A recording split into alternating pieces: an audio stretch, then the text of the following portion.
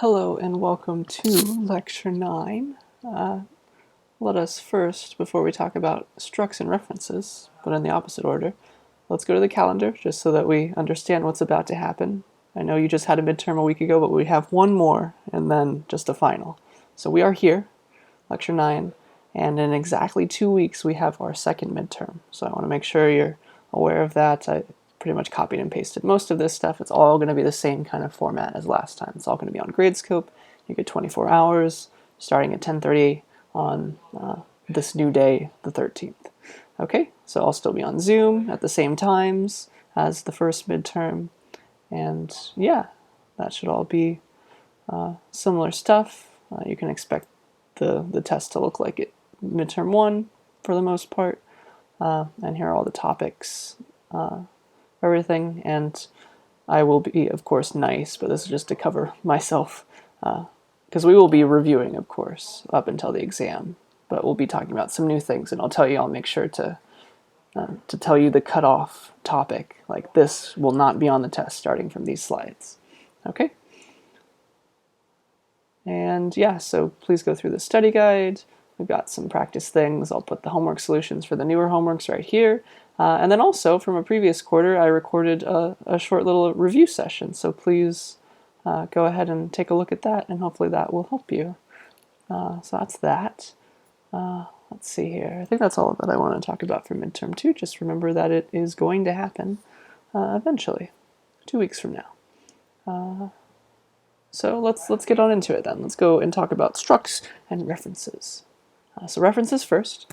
This is something that I did talk about just briefly so that you could do your homework, but now we're going to get on into it for real.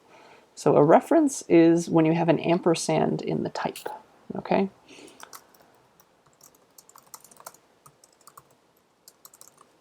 In the type, and it's kind of like when you use pointers, you're saying that E, you read it backwards again. E is a reference to an integer.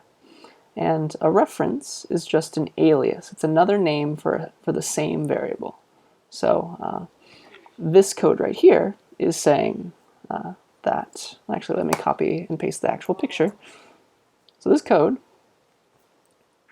what it's saying is, if I make it smaller, let me draw a diagram for this, because of the diagrams, this is all the new cool stuff you can expect to. I can't physically ask you to draw a diagram on the next midterm and on the final, but I'm gonna show you some diagrams and ask you which one's correct, maybe. Something like that. So we have a few things. We have D. D lives on the stack. It's just another local variable to main, so let's pretend we're in main. Here's D, it's set to 5, and what E is, it's an alias for another variable. So it's an alias for another variable. So it's not a new place in memory. It's just a new name for an old thing. So, oh no, this doesn't look right now. There we go. So our E now, we're saying that E is a reference to D, just like that. So this is what it looks like in memory.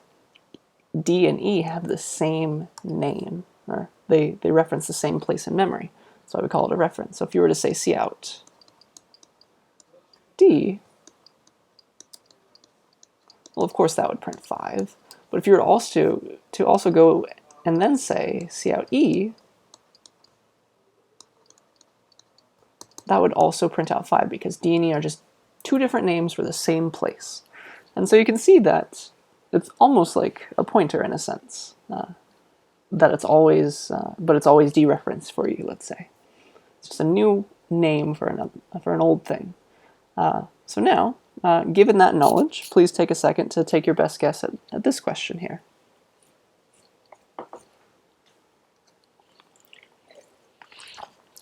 So we need to figure out what it means to use the assignment statement on a reference type. And so there are some,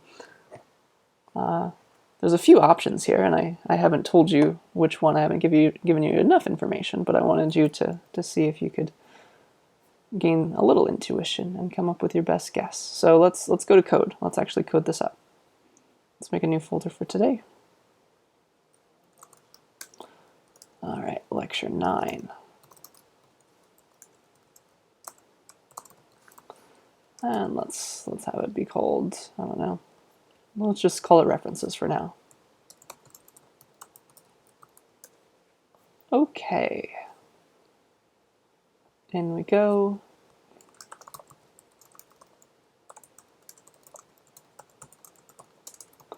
So here's our main function with everything that I copied over. And let's of course remember to return 0 here. So our job is to figure out, well, which of these is true? The D and E, are they aliases still for the same place in memory and F is separate, or are they all the same place? Or maybe D and E and F are separate. Or D is separate from both E and F, which are now maybe aliased because of this line. So that is the question here. So in order to see what's going on, let's start printing stuff out. D, and let's also print out E and F. And you know what we could also do? We could probably say the name of these variables as well. So let's say, like, I don't know, see out the name of the variable and then its value. And so then here we'll do E and F. Okay, cool. So, all right, let's go and run this, print it out. That will tell us what our options are. No, sorry, make references.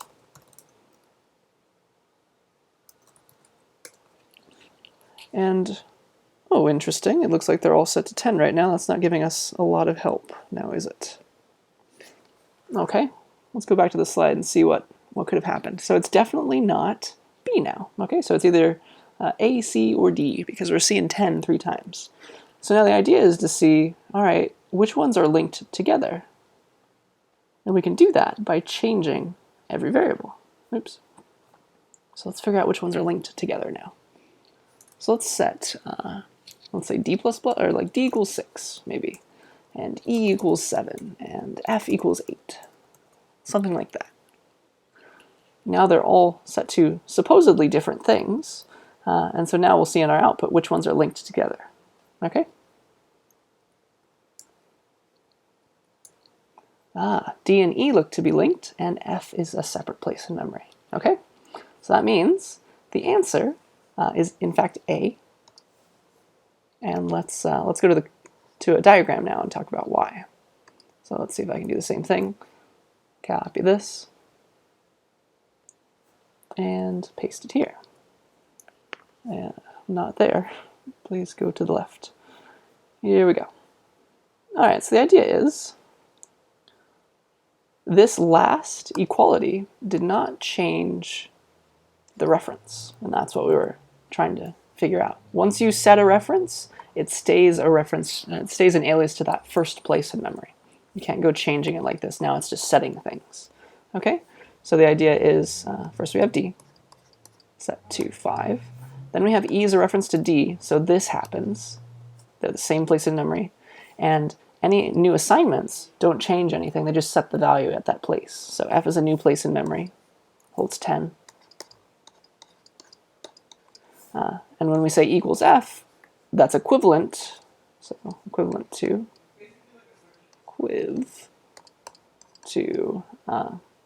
D equals F, because D and E are are aliases for one another.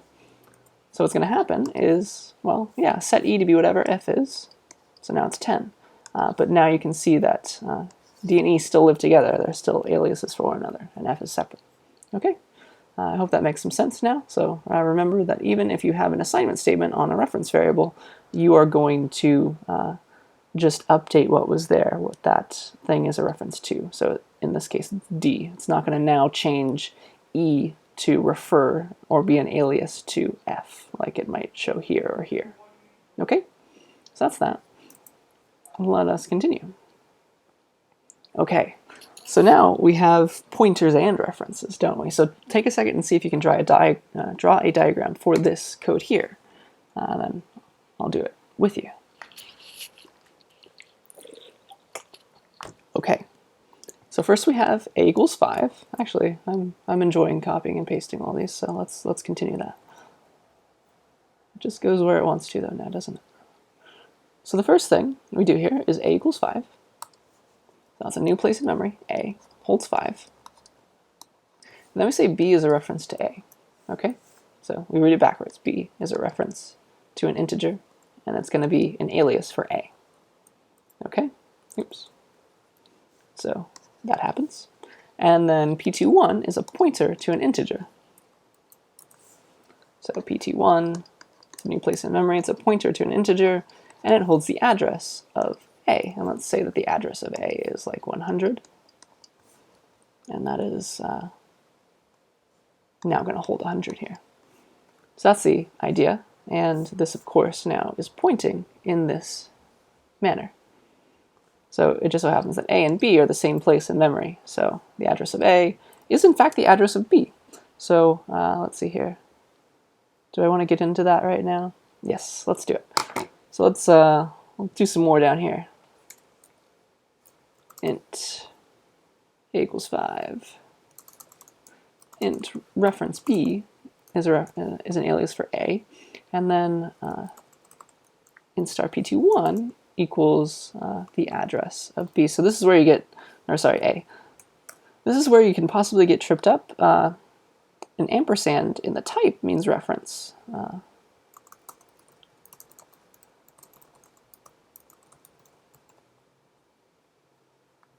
But ampersand in just a normal expression is means address of.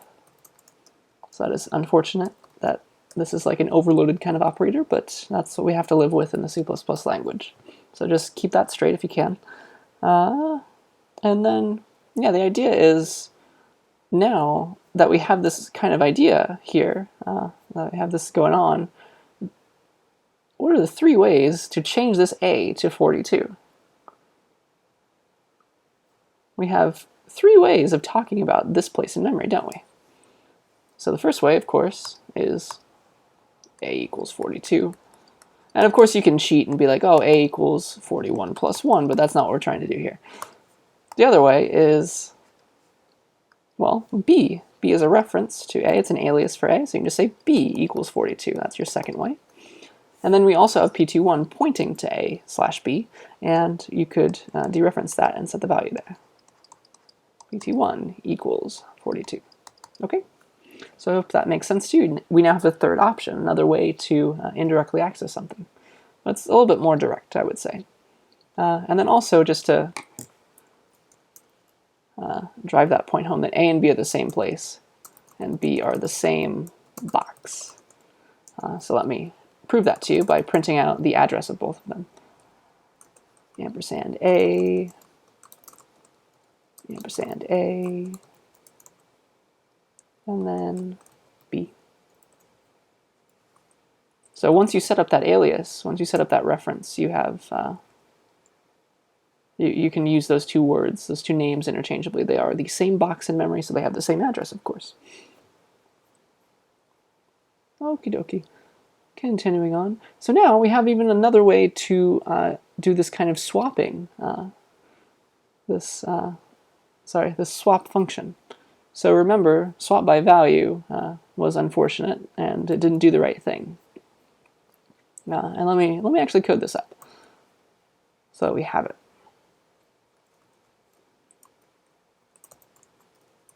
I'll call this swap by value.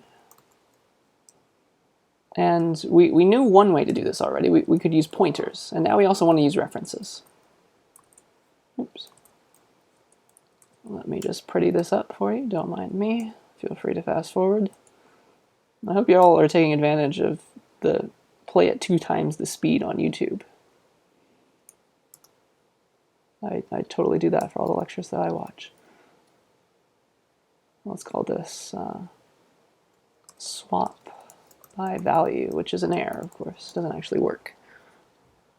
And we'll do return 0. I like some spaces around these. Otherwise it bothers me. I think that's pretty good. Okay, so this didn't work, remember? This is called This kind of parameter passing is called call by value. X and Y are copied versions of A and B in this case when it's called from main. And of course, if you call it with other things, it won't be A and B anymore, but we're only calling this function once. So let's just watch it not work, because we want it to change A to be 40 and B to be 30. I'm sure you're tired of this example by now, but it's very important to get these straight. So, okay, nothing changed. Now the idea is, well, we could do one thing. We could do swap by address.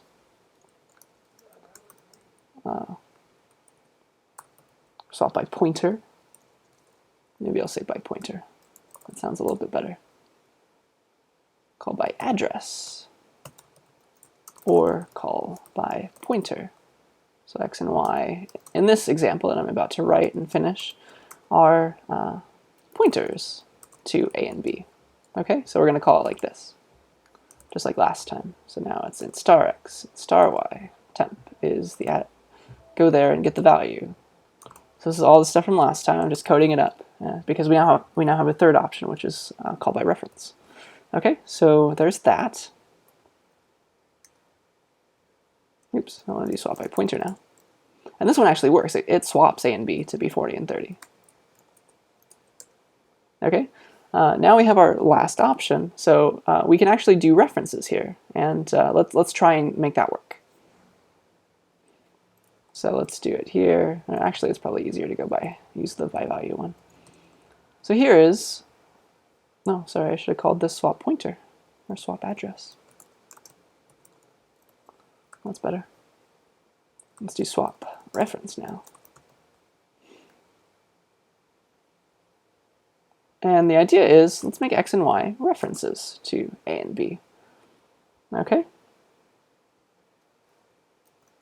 And swap by reference. .cpp. And let me go to the next slide and make sure that this is working. This is honestly all you have to do is put these ampersands here. Okay? Then it sets up X and Y to be references to A and B instead of being copied. Swap by reference. So this is called call by reference now, this kind of parameter passing when you're passing references to things. Okay, oops, I already compiled. Let us now run it. 4030, and it did the right thing, so it's swapping them. Just briefly, I would like to talk about what happens when you call functions. Like, how do these parameters get set? Because it's hard to remember, okay, I want to put ampersands here because I need it to be a reference, and I just need to say A instead of like ampersand A to get the address of it. But when I have pointers, I have to use ampersand A. What in the world? So the idea is, when you are using these kinds of functions, when you're calling a function, I don't know the best place to put this, let's do it here. So when you call swap value, imagine that X and Y are local variables that are set by the set to the arguments that you pass along. So in the case of the function above, let me call this swap because I'm going to be copying and pasting this everywhere. So in the case of the function above, pretend that there are 2 extra lines at the start of the function that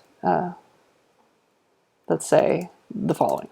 So, and this is in fact exactly what's happening down under the hood in memory. So it's declaring int x to be a local variable to the swap value function, and it equals a. It doesn't really work because here you can talk about a in main, but not up in your swap value. It's kind of like in between function calls when it does this, but just bear with me. And here it's saying int x, int y equals b, and now it totally makes sense. Yeah, these are new places in memory. That's why these things are getting copied. Fast forward to swap by pointer, where now it's int star x And I'm initializing a pointer when I call this function with a. And so in order for it to be typed correct, well, yeah, I should have done this. I should have given it the address of a, because int star x is expecting a pointer to an integer. Okay, so that's how you can remember that you need that ampersand there. And again, for swap by reference, now the reason it works without anything other than putting these ampersands everywhere is because that's how you initialize a reference variable.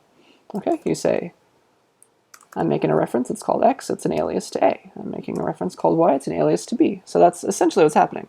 It's declaring this and setting it equal to that. Yeah? Hopefully that makes sense. So that's my spiel on that. So really all you have to do is add these ampersands, and now x is an alias to a, and y is an alias to b.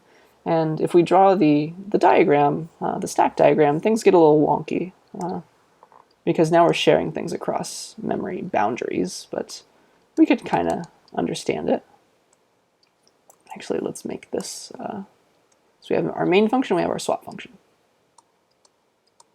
Everything that belongs to main I'll make black, everything that belongs to swap I'll make blue. So main has a and b, those are its local variables, set to 30 and 40. I know I've done this before, but this is important. 30 and 40. This is, now it's all coming together.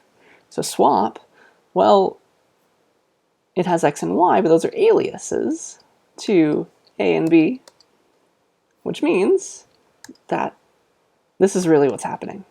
Do you understand that now? So x and y, they're aliases. They're ways of talking about x and b, talking about a and b from main, but now up here in swap, because you can't use the word a. You can't use the word a in swap because those variables don't exist, but we've given another name to a. We're going to call it x up here.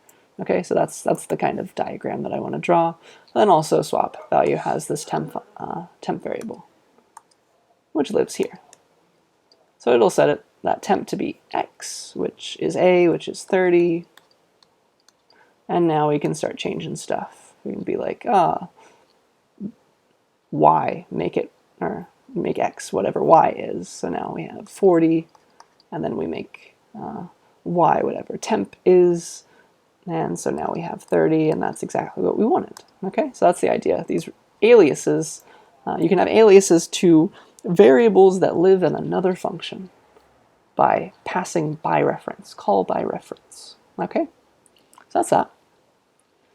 So now, this would be the timing lecture where I'd be like, do you have any questions before I talk about something completely different? But unfortunately, we just have to keep moving. Sorry about that. So now we're going to talk about structures or structs. So a struct is just a data structure. What is a data structure, you might ask? So a data structure is a way of arranging memory in a useful way. Usually you keep a lot of things that you like and want to use together in a data structure. You usually put similar things together inside a data structure so that you can have all those things immediately at your fingertips. So we're going to get into an example, but one data structure that you already know is an array.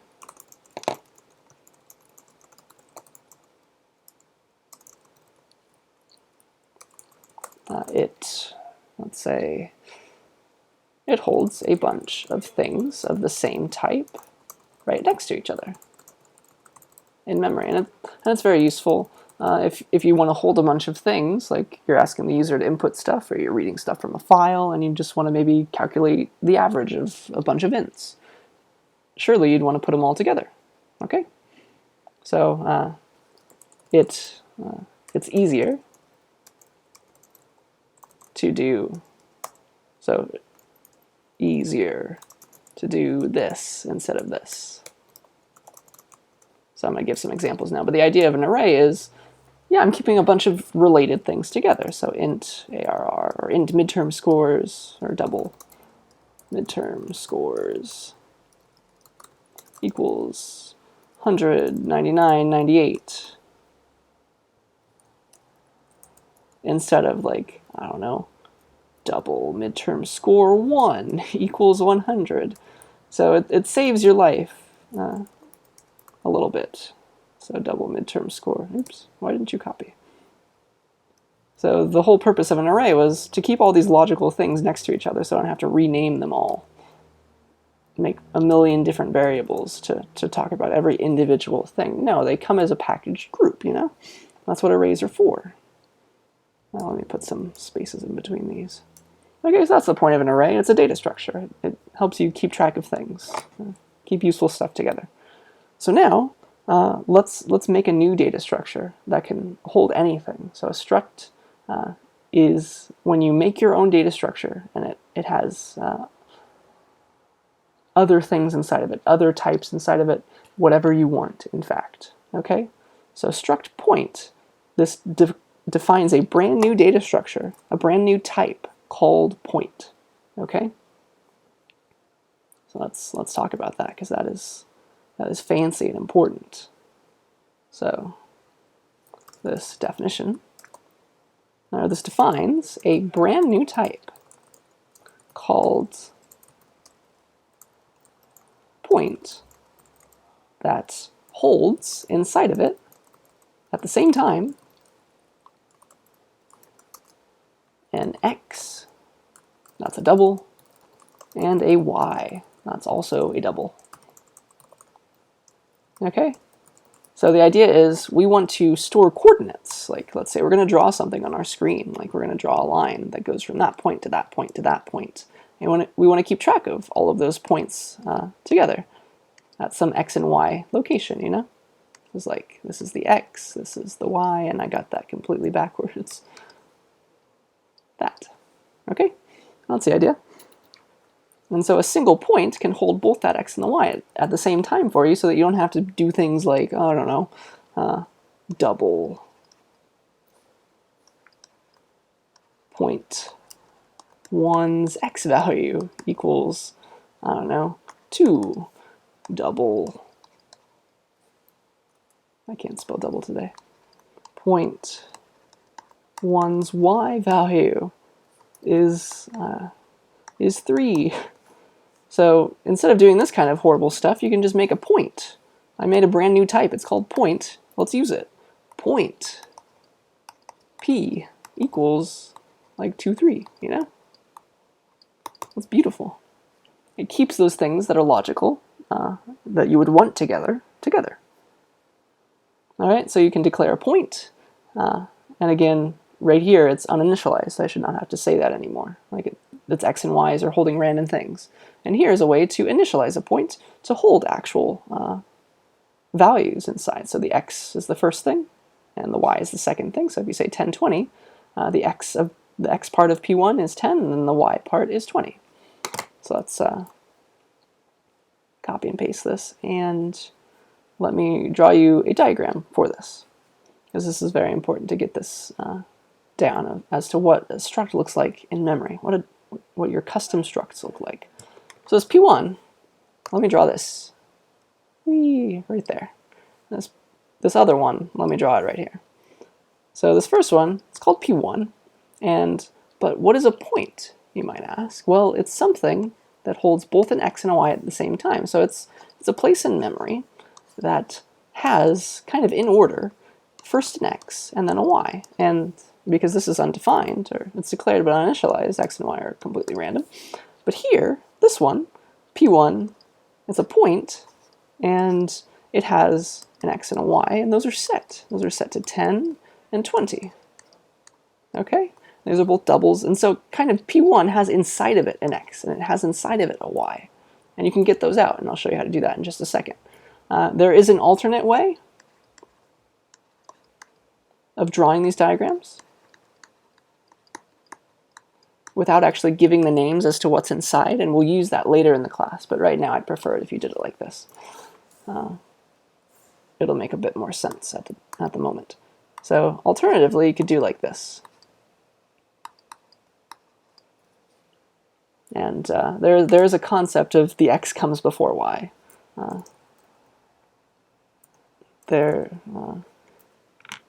a concept of which variable comes first. So it's not really correct to change this and say, this is I'm going to draw the y first and then the x. Kind of in memory, the x comes first, and we'll get into the details of that later in the class. So x was declared first in this type, and so it is stored first in memory if we go to the address where this point is. But we don't really have to get into that right now any more than this. Okay? So, all right, we have points. Cool. Let's do stuff with them. Let's get their x values. Let's get their y values. All right, so let's go and make a new file. Let's call it structs. Structs.cpp. So let me include most of this boilerplate that I've already done here. Let's have a main function. Oh, I do want to talk about const later. So the idea is we need to make our data structure. Let's make a brand new data structure, brand new type called point. It'll hold an x value and a y value. Okay, so struct, we say struct point, and then double x, and then double y. And then there's always a semicolon. Watch out for this. It's necessary, and it won't actually even compile if you don't have this semicolon here. Feel free to come to office hours, and I can give you an explanation of why this is necessary, because we haven't used it before. But that semicolon is very important, and it won't compile if you don't have it, just for historical reasons. And now we can start using our point data structure down here in main. Let's say point p1. And so let's get or set. So to get the x value, slash set the x value for p1, for the point p1, you use the dot operator. So the dot kind of like goes inside and gets the thing that's there. The dot goes inside the data structure. Okay, so we'll say you do p1 dot x. Okay, so we'll say that p1 dot x equals, what did we say? 5. P1 dot y equals 10. So now p1 is set to, that coordinate in math 5, 10. Okay, that's the idea there. Now we can also print that out, of course, with the same operator. So see out, I don't know, p1 is, let's see here, we'll say that because we want to look all mathy. Then we'll print out p1.x, then a comma and a space, then p1.y, then a closing parenthesis. Cool. So now let's run this. Let's watch it work. We'll say make structs. Yeah, p1 equals 5 and 10 because we set it. Okay. And of course you can set all these things in just one fell swoop by using this kind of brace notation. Okay. There's also a way to indirectly access, and let's see, do I want to get into that? There's also a way to indirectly access your data structures because they're just another type. You can have pointers to them. And this gets fun, and you'll be doing this in a future lab, so sorry about this. You're going to have pointers to points. So Q is a pointer to a point here. And you can give it the address of P1. So let me... Yeah, let's do this in code first. So here we can say pointer Q equals the address of P1. And now we can go indirectly access P1's X and Y values. We can reset those, So we could say things like X. We can get the X. We have to first dereference Q to get the point now. So we have to do star Q first to get the point. That is, follow the pointer. That should make sense. But then once we have our point at our fingertips, we can do star Q dot X after that. because the first thing was to get the point, and then now that we have it, we can use our dot operator that we know about. Equals 6. I guess we can do 5 and 10, but what's the point? 6 and 11. And now we can print things out by saying, well, we can do indirection. We can say star q. What is that? Well, it's star q dot x and star q dot y. And I think that that will work. And this is exactly the same as p1, p1.x, p1.y, because q points to p1. So let me go and compile and run that. Cool, everything got changed. Now, do I really want to talk about this right now? Oh, yes, I do. So this is clunky. You have to write these parentheses, and the reason that you have to do this, if you look in your book, it's because of the precedence of dot versus star. It's unfortunate that that's true, but you need to make sure that you put these parentheses so that the dereference happens before the dot, okay? And C programmers back in the day, before there wasn't even C++ yet, they didn't like writing these extra parentheses, so let's not do that. There's another way. So the combination of star and dot is so common that there's a shorthand for it. Because we don't like those parentheses. It's the arrow operator. So let's see here. Star q dot x is equivalent. Darn, how do I get this? Let me go quickly to get this equivalent. Dun, dun, dun. Special character. That's equivalent to, well, in our case it's p1.x, but more so it's equivalent to this shorthand thing. So q arrow x, okay? And both are equivalent to p1.x. So instead of doing the star in parentheses and a dot, you can use the arrow instead, which does the dereference and the dot at the same time, okay?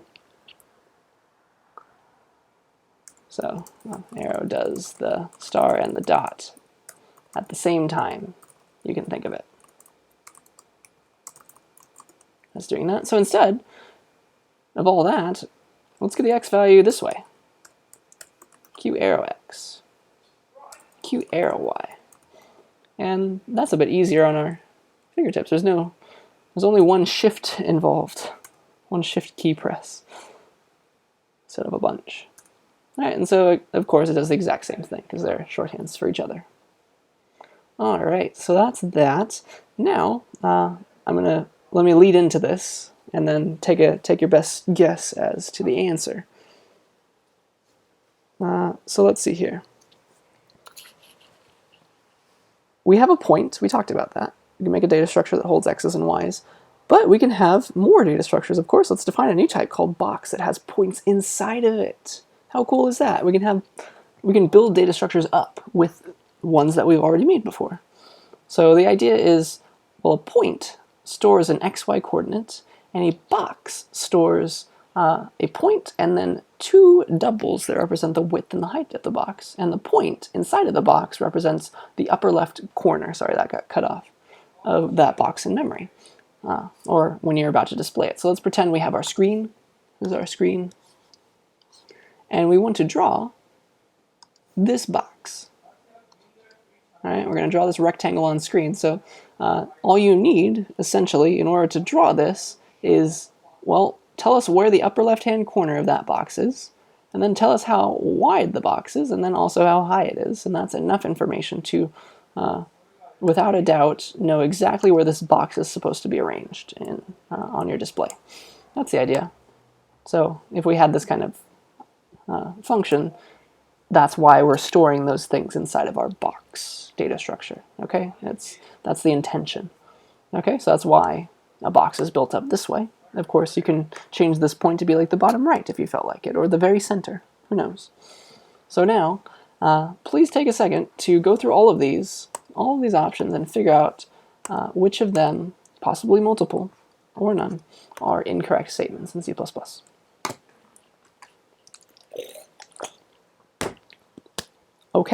welcome back. So the first one, ul.x. Okay, what is that? Is that a good idea? Can we do that? Ul lives inside of the box, so can we do the .x on it? And the answer is no. So let me go to code, and let's talk about that. So let's make point, and then let's make box. It's got to come after because it uses point.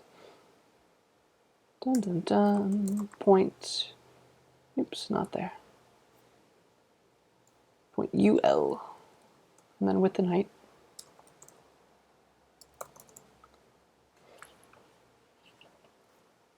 Down here in main, let's try to do ul.x equals 5. And this is in fact incorrect. Use of undeclared identifier. It's saying, what is ul? What are you talking about? I don't know what ul is. It's not a variable. You didn't declare it. But you might be saying, well, ul, it's right there. It's inside of a box. But that's the problem. We don't have a box yet. We've got to make it. You can make a box B, for example. Then you can say B's ul. The x inside of that ul. Make that 5. Ul doesn't make sense without the box that it lives in. Okay, so that makes A incorrect. So your answer is A or D now. So let's see if B1, this one works right here, this statement. So I told you can use these braces, but do they nest like this? Seems like it might work. These outer braces, they'll make the box. It's got to make 3 things. And then the first thing of the box is another struct, so we can use these braces again to make another point. And then the rest are 10 and 20. So let's see if that'll work. Dun dun dun. Beautiful. And that in fact works just fine. So the inner parentheses, or sorry, braces are for the point, since that's the first thing in the box. So if you're going to use this brace notation, you got to do it in order. The ul's first, then the width, then the height. So then first the ul, then the width, then the height, just like that. Otherwise, you can do it like this and just set them individually. Not a problem. All right. Let's try this one. And this one is where things get a little weird. So let's call this B2 and B3 instead. And we'll set B2.ul.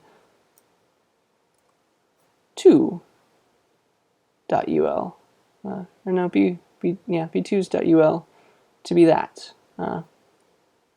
So this is essentially 2 lines, 2 separate lines, declaring 2 boxes for no good reason because we don't use the other one, and then setting the ul, the upper left-hand point of B2, to be 500 and 800. Okay? Sure. Now the issue is you will get a compiler error if you just compile with this default rule. This is a bit odd. This doesn't work in versions of C++ before C++ 11. So you remember that C++ 11 that you read about in your book? If you compile, people thought that this was a good idea, that we should be able to do this. If you compile with std equals C++ 11, or another future version, there's 14 and 17 at the moment. They're working on 21, I think. If you say g++ standard equals C++ 11 structs.cpp -o structs, like you would in a make file maybe, this will then work. No, sorry, I spelled it wrong. That's not an issue. To use the brace notation,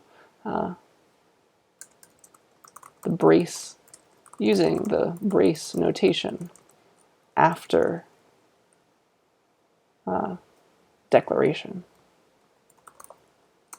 is a new feature that people wanted, and so they put it in the newer versions of the C++ language. Okay, so if you like this and you want to be able to do it, you got to compile with standard set to C++ 11 or greater. Okay, so In some, well, depending on your compiler version, I guess you could pick D, but the real answer is A. All right. So that's that. Let's keep moving. All right. Passing structs to functions. That would be a useful thing to do. So let's write a function that prints the x and y coordinates of a point. And oh man, would that save us here and here. It's a lot of extra work, wasn't it? Okay, let's figure this out. So instead of this, let's make a function that prints out p1. We want this code again. I'll keep it here for now. Let's print out p1 by passing it to a print point function that we're about to write. So print point p1. You can just pass it along like that. You can also pass it by address or by reference if you'd like. Let's see here. So we're gonna call this print point function now. So let's print point. Takes a point p and it just prints it out, so it's a void function. And let's say,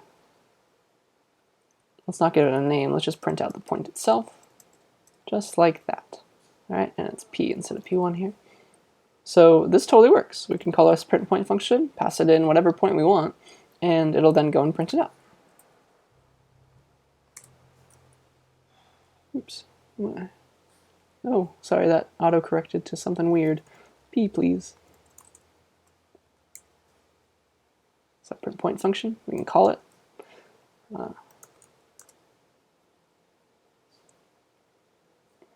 Let me make sure to put this at the top of the file so that you're not confused if you try to compile it yourself. Compile this one with that. That's the important part there. Okay. And so it printed it out for us. Very nice.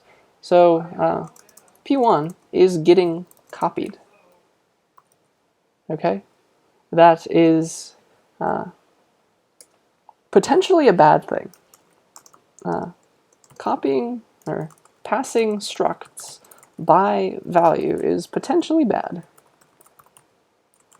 since you can have structs that take up a lot of memory. Let's like pretend you had a 26D point. It would go from A to Z, right? That's a lot of doubles to keep on copying. Well, you can of course pass this by reference or by address. Let's do by reference. We just learned about that. This one doesn't copy the point, okay? And does the exact same thing. I did put an ampersand, yeah. There it is. Let's run that. Beautiful. Does the same thing, but doesn't copy the point over, and that saves a bit of memory. That's really not something you have to worry about in this class, but in your later programming careers, this will be very important to remember. All right, so we just passed structs to functions, and we also did it by reference. But let's go a bit further, because when you pass something by reference, you can update that thing as well. All right, so let's make like an init point function. So it'll initialize its x and y coordinates to be whatever we ask it to be. Okay, let's make another point, p2, and let's initialize it using our function, init point. p2 with, I don't know, 5 and 7. Call our init point function.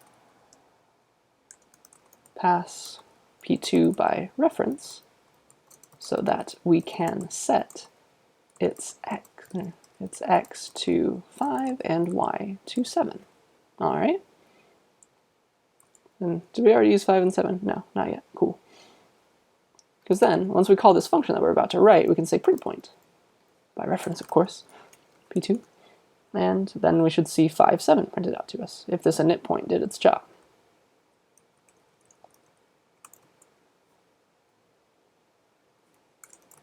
So remember, with passing by reference, you can also change the thing. Sometimes you don't want to change it, you just want to output it. And I'm going to talk about const at the very end of this lecture that'll solve this problem. Int x, int y. So we can say p2.x equals x, p2.y equals y. And this might look a bit weird. You could call this like, I don't know, a and b, and do a and b instead if that trips you up. But these are separate x's and separate y's. This is p2's x. It's very specific. And this is the x that is the parameter. They are not getting clashed. The compiler knows exactly what you're talking about. So this will set those things to whatever you pass along. And remember, we're changing p2 because we passed it by reference. That's one way to change it. By value, of course, it would have just copied it. Would have copied it. If we were to set p to something else inside of this function, it wouldn't have done anything to the p that we passed. Right, so now we have 5 and 7 because we initialized that with our init point function. And then we print that point right there. All right. Oops, I keep going to the wrong desktop. In the home stretch. All right, so the last couple of slides.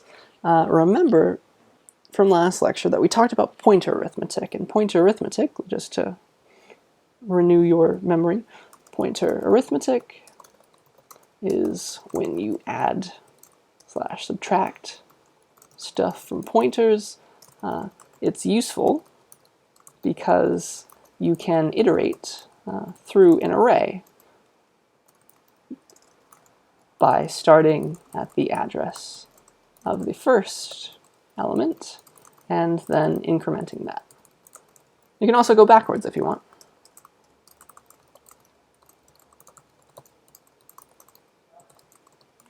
Not a problem. So you can add and subtract stuff from pointers. Usually, the only reason you should ever be using this for is when you're doing stuff with arrays.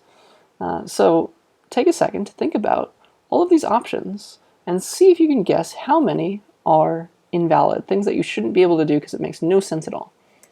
All right? And down here, you can also compare pointers to other things and think about what that means. All right. I think, yeah,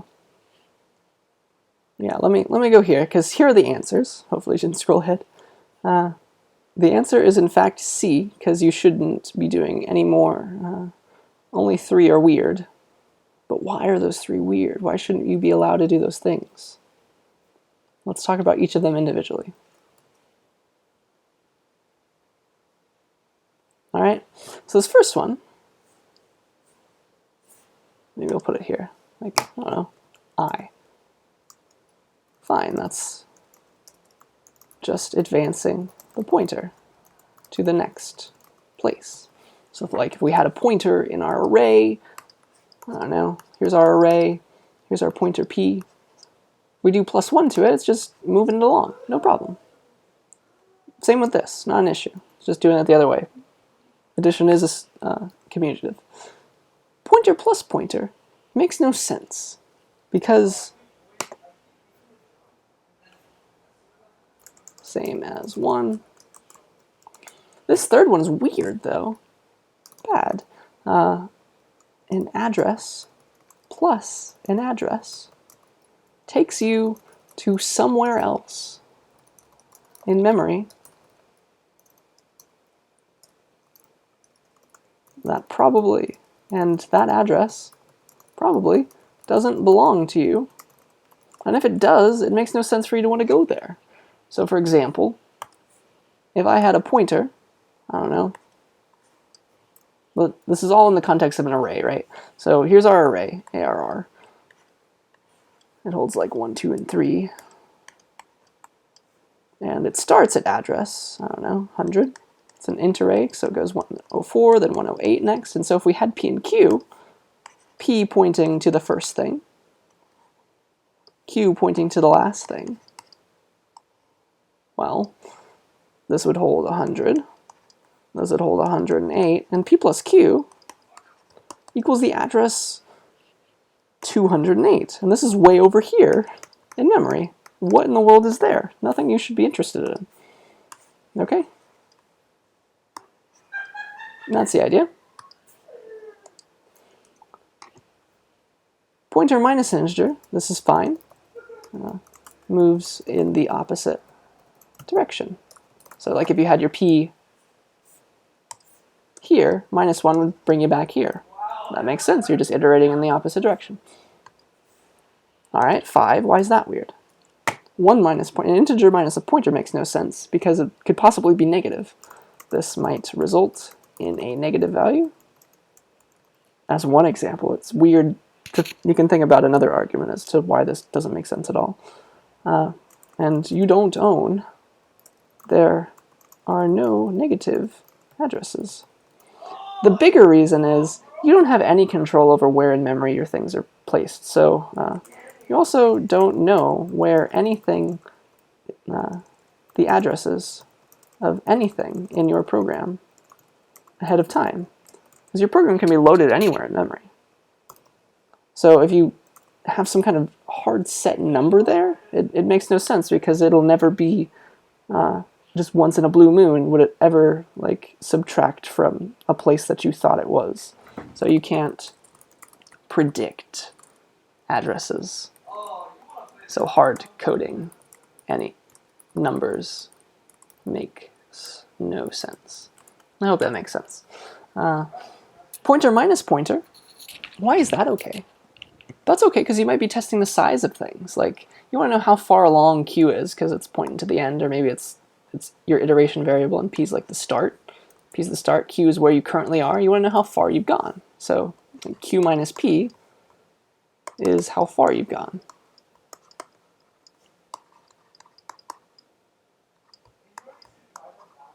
That makes sense to want to know those things. Fine. It might represent how far you've iterated. How many bytes? 7. Compare a pointer to a pointer. Yes, totally fine, because maybe you want to stop your loop once p equals q and you're advancing p.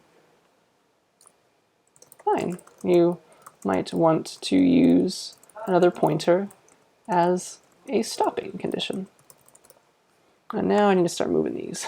Sorry. Let's get you all down here. Now we got room. All right, then 8, compare pointer to integer that is not 0. Makes no sense for the same reason as 5. If you start hard coding these things, it makes you don't have any control over an address. So you can't pick like, oh, this is totally always going to be at address 100, because that's never going to be true. Unless you're in some kind of embedded system where you have control over where things are placed in memory. Compare pointer to 0. This is fine because 0 represents null. Null/null PTR.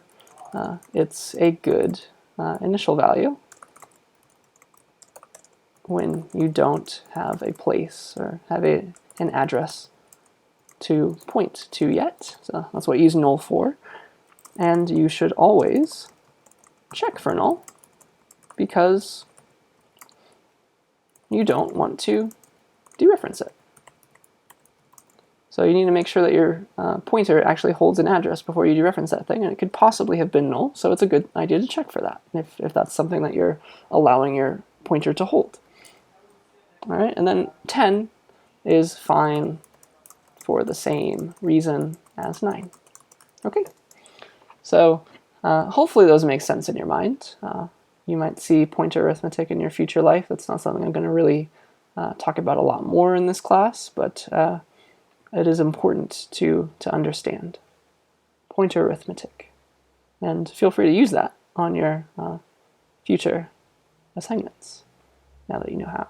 Okay, so that's the end of these slides. The very last thing that I want to do is talk about this const idea. So let me make one last program. Call it const.cpp.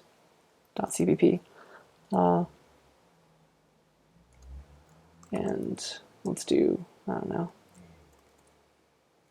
IOStream, namespace std, make our main function. There's actually default including this const here, which I don't want to include just yet. So the idea is you can put const before any type. and that makes the variable a constant. That is one that can't be changed. So for example, what's a good example of a constant? Well, const double pi equals 3.1415926.535. Okay? You should never be allowed to say pi equals, it's just 3, you know? And const allows you to make sure that that never happens at the compiler level. So if I say make const, it's going to be like, what? No, don't do that. It's a constant. You can't change it. So, compiler error. You can't change this. And that's actually something that is really nice because sometimes you have functions as well where you pass along values and it makes sense to not want to change those. So for example, our print point function, it's a good idea for this function to never be allowed to change p. Sorry, if it's a pass by reference, that is. And you can do it if it's by reference. I copied the wrong one. So you are totally allowed right now to do something like p.x equals 5. We don't like that. We don't want to be able to do this. So the idea is we say, no, it's not just a point, it's a const point. And when you pass it along, it doesn't have to be const. The point that you pass along will be what's called upconverted to a const. So don't think that you can only ever pass a const variable to this function. It'll treat any point, const or not, as a constant for the body of this function. So you can make anything that's not const a const for a little bit. Okay, that's the idea. And that will disallow this kind of thing where you don't expect that to happen. You don't want that to happen, and indeed you'll get a compiler error.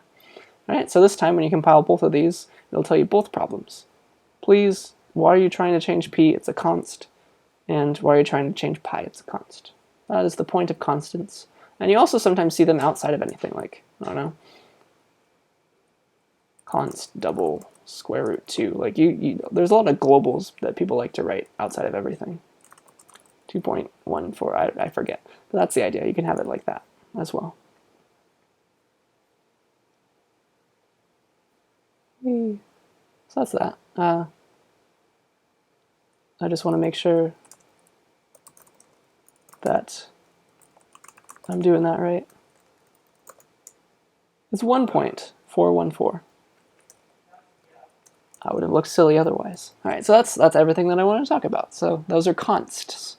They represent constants, and they make it so that you don't have to, or they enforce the fact that you cannot change these things. And this program will only compile if you comment out the lines where you're trying to change a constant variable. And any const that you, or any variable that you pass along to a function that takes a const will be upconverted if it's not, and for the body of that function, it will not be allowed to change that variable. Okay?